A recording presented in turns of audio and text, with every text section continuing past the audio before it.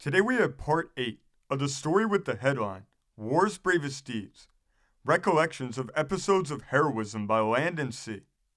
The subheadline says, Stirring Contributions from Colonel N.T. Willis, Major Alfred R. Calhoun, Captain George P. Singer, Edward Dawn. Today's installment is told by Captain W.S. Lucas.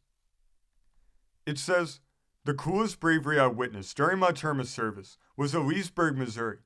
General Tom Ewing, with a battalion of the 14th Iowa Veteran Infantry, numbering 160 men and 2 or 300 Missouri State Militia, were forced to evacuate Pilot Knob by the advance of Marmaduke's and Snubby's commands, said to number 3,000 or 4,000 troops. Ewing attempted to reach Rolla when he evacuated Pilot Knob. After a running fight of 24 hours, his tired and hungry little command, being pressed in flank and rear, took refuge in a deep cut of the railroad at the village of Leesburg at dark. The lines of the enemy were drawn well about the beleaguered little command. The commands of the enemy were plainly heard while adjusting their lines for, as General Ewing believed, a night attack. In front of the beleaguered forces and inside of the advanced lines of the enemy was a large barn with several haystacks surrounding it. General Ewing called for a volunteer from the trenches to steal inside and through the enemy's lines and set fire to the barn and haystacks in order to light up the field in front of the beleaguered little band and about the lines of the enemy. Earl J. Lamson, a corporal of Company B, 14th Iowa, offered himself as a desired incendiary.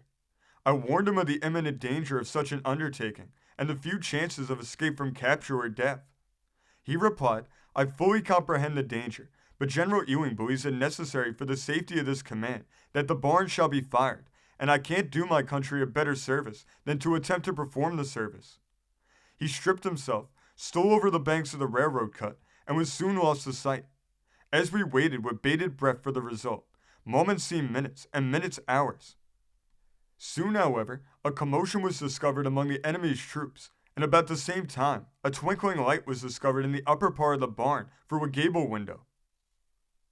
About the same time, shots innumerable were heard, and the noise of tramping men was carried to us on the night air. In the midst of the noise and excitement, Lamson came bounding toward the railroad cut with the speed of a racehorse.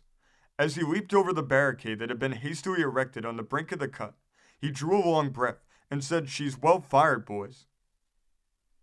By the time he reached his comrades, the fire was going in full force, and the whole ground surrounding the railroad cut was lighted up, so that with our muskets and 2 paraguns we had with us, we were soon able to beat Marmaduke back out of range. The hay burned nearly all night and maintained a light, so the garrison was saved from capture. Daylight came, and the enemy was kept at bay until Colonel Beveridge arrived from Rolla with reinforcements, and Ewing conducted his brave little band safely to Rolla. Earl J. Lamson is alive and resides at West Superior, Wisconsin. This installment was written by W.S. Lucas. This story comes from the great state of Wisconsin, being reported in the newspaper library on March 31st, 1894. Thank you for joining us today. If you want to continue to uncover all of America's lost and forgotten history, then remember before you leave to hit the subscribe button, hit the notification bell, and remember to like and comment below. And we will see you next time on Americana Archives.